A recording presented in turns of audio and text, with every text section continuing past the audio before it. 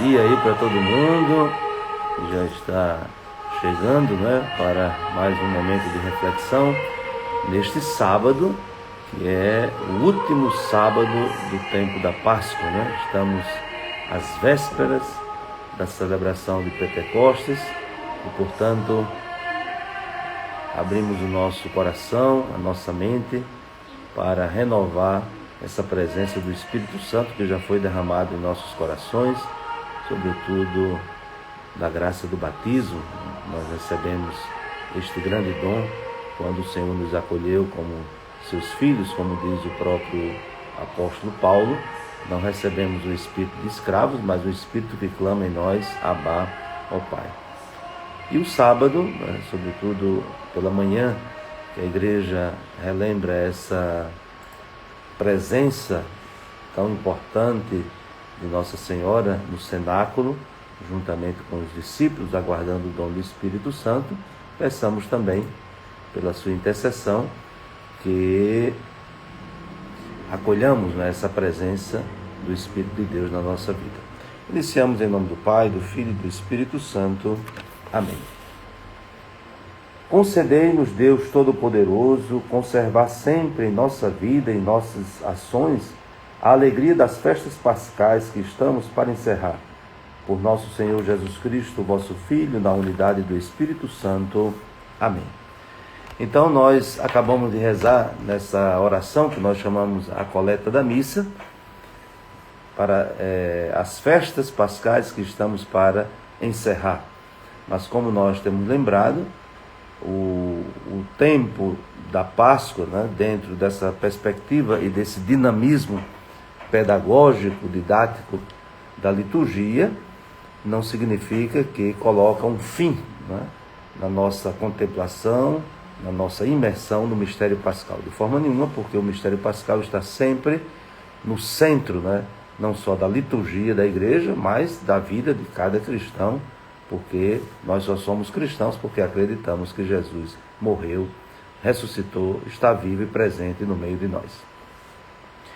Então, estamos para encerrar o tempo da Páscoa e estamos encerrando a leitura do Evangelho de São João, que nos foi proposta durante todo esse tempo da Páscoa de forma muito abundante. Não significa que não será mais lido, Até mesmo a festa da Santíssima Trindade são textos do Evangelho de São João, também dependendo do ano. E, portanto, nós temos agora os últimos versículos do Evangelho de São João, o capítulo 21. Então, o versículo 20 ao versículo 25. E nós podemos aqui, neste pequeno trecho, destacar 3 elementos.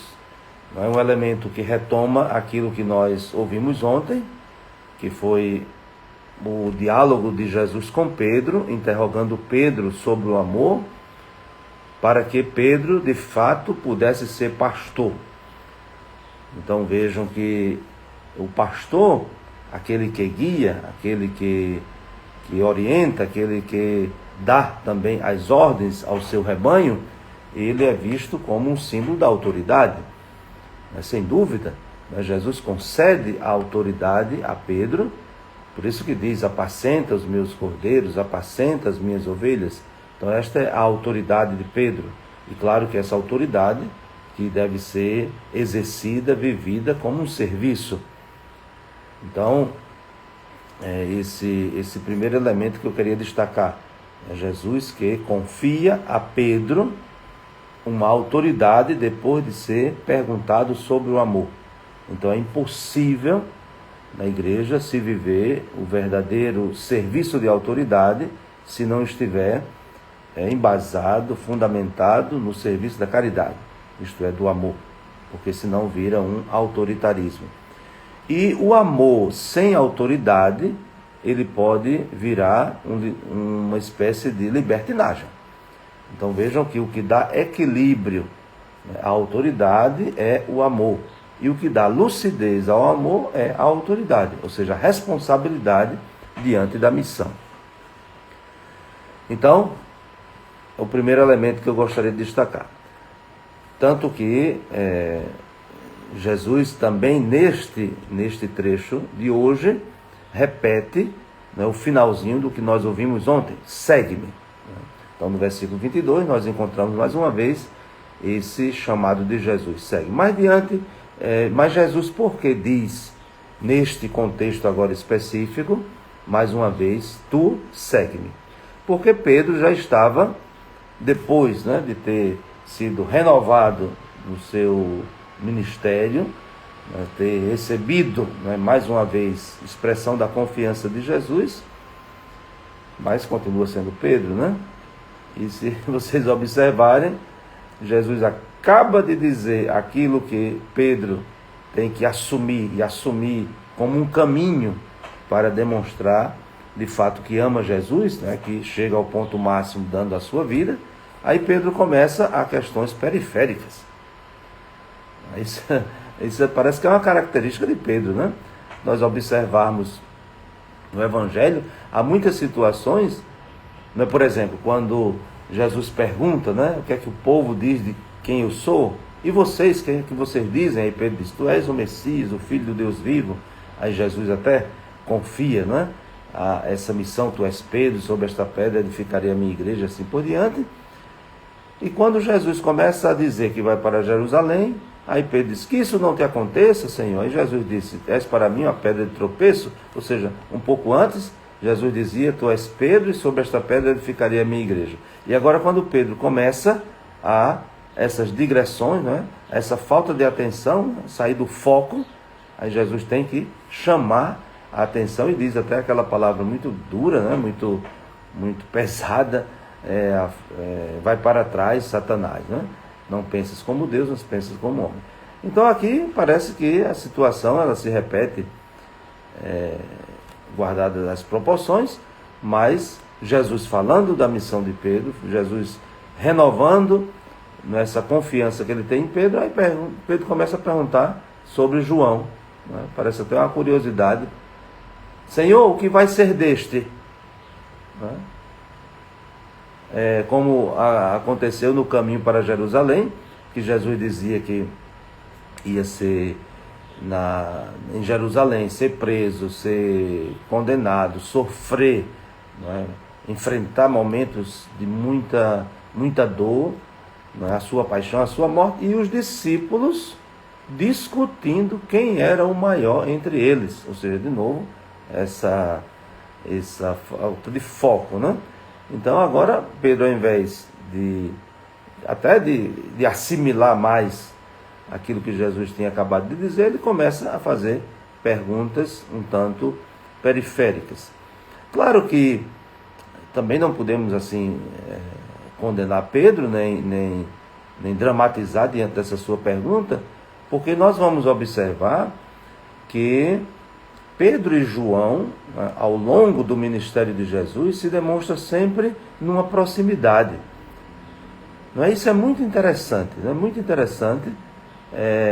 Demonstra mais proximidade e intimidade do que mesmo com o seu irmão André. Por isso que nós vemos em algumas cenas, não é, que estão ali Pedro, Tiago e João. Não é? Então, esses três na transfiguração, quando Jesus vai ressuscitar a filha de Jairo, e também no dia da ressurreição, são esses dois que correm para o túmulo, né? O discípulo amado, né, que a igreja identifica, São João Evangelista, e Simão Pedro, que correm, né? Depois nós vemos nos Atos dos Apóstolos que Pedro e João também vão para o templo, né? Encontram aquele aleijado que está na porta do templo e dizem, né? Não temos nem ouro, nem prata, mas aquilo que temos, nós te damos em nome de Jesus de Nazaré, levanta-te e anda. Então, essa pergunta de Pedro também não é sem sentido, né? Porque, perguntando, né? Esse meu companheiro, esse que está mais próximo de mim, até mesmo na missão, né? O que será dele? Porque Jesus acabou de dizer qual seria o destino de Pedro. Pedro iria, né, dar glória a Deus justamente com a sua morte, né, com o seu martírio. E aí Pedro pergunta, e ele, né, ou seja, e esse meu companheiro que está, né, nessa proximidade também na missão. E é interessante que como no início do Evangelho, no capítulo 1, na primeira pergunta que fazem a Jesus, Jesus também responde com uma pergunta, não é? E são justamente aqueles dois discípulos, né, que a tradição identifica como o discípulo amado e André. Quando Jesus, né, se vira para eles e pergunta: vocês, o que é que vocês estão buscando? E eles: mestre, onde moras? E Jesus faz o convite para segui-lo. Então, aqui também, diante de uma pergunta de Pedro, Jesus responde com outra pergunta. Então, quando Jesus diz: se eu quero que ele permaneça até que eu venha, que te importa isso? Né? Então, não é o mais importante, né, aquilo que vai acontecer com os outros, mas aquilo que está acontecendo com cada um de nós, que é a ação de Deus. Por isso que a pergunta de Jesus, ela não responde à pergunta de Pedro, mas chama Pedro para a consciência da sua missão. Por isso que Jesus diz: tu segue-me. Esse capítulo 21 do Evangelho de São João tem também algumas características, né, que seria o terceiro ponto que eu gostaria de chamar a atenção, né, nesse trecho do Evangelho de hoje. Então, a característica desse capítulo 21 de São João é que, segundo muitos autores, e isso é muito tranquilo, né, no meio acadêmico, dos estudos da exegese, que é um apêndice, ou seja, originalmente, até a gente diz assim, na primeira edição do Evangelho, o Evangelho ia até o capítulo 20. E por que nós dizemos isso? Não é? Basta só olhar no final do capítulo 20 do Evangelho de São João que nós encontramos a prova. Até algumas Bíblias até colocam primeira conclusão.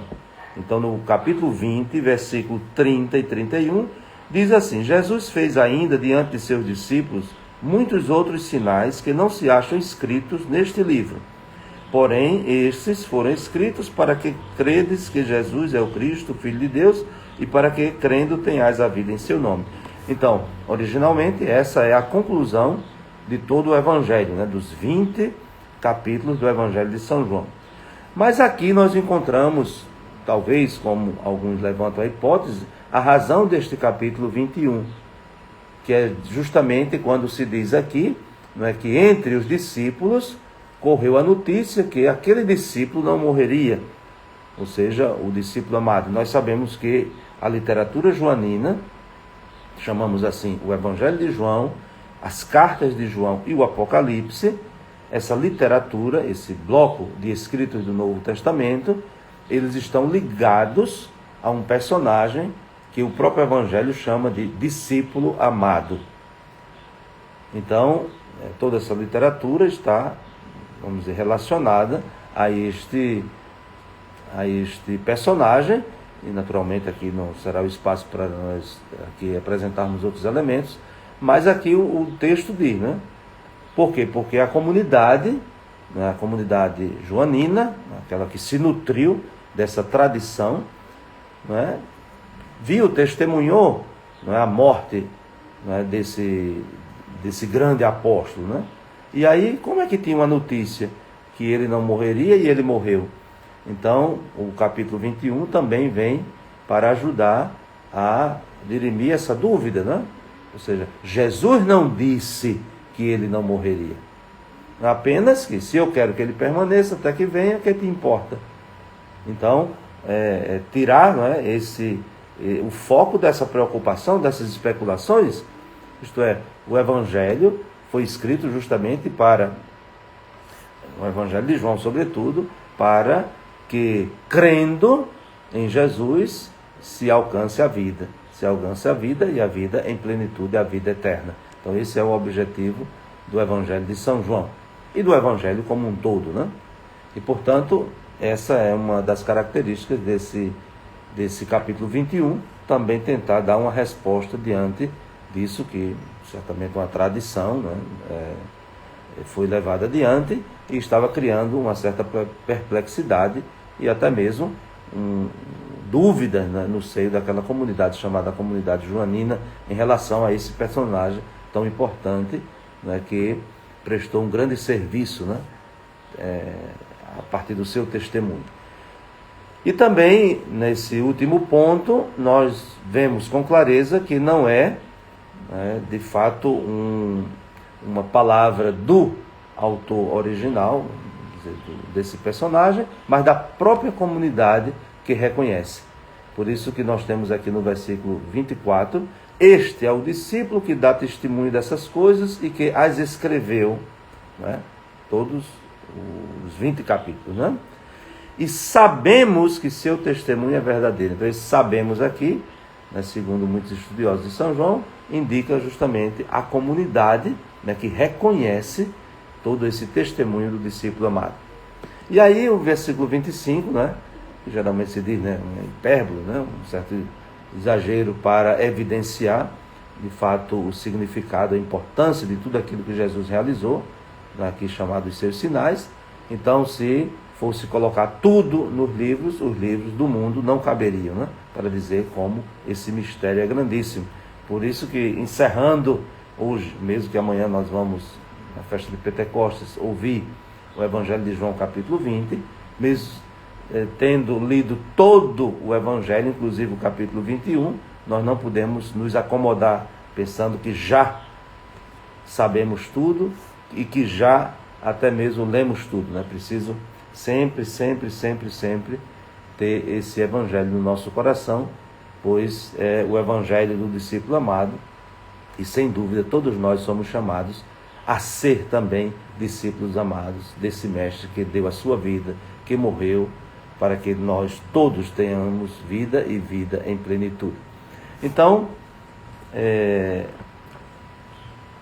peço a Deus a graça, amanhã, celebrando a festa de Pentecostes, então não temos essa meditação na parte da manhã, mas à noite teremos a celebração da missa transmitida às 7 horas da noite, da nossa catedral aqui do Limoeiro do Norte.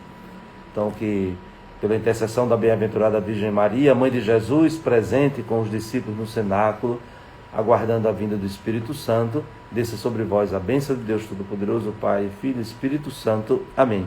Muito obrigado pela participação durante esta semana, desses nossos momentos de reflexão, e até a segunda-feira, se Deus quiser, para continuarmos essa leitura, essa meditação do Evangelho do dia. Um grande abraço e um bom final de semana e uma feliz festa de Pentecostes.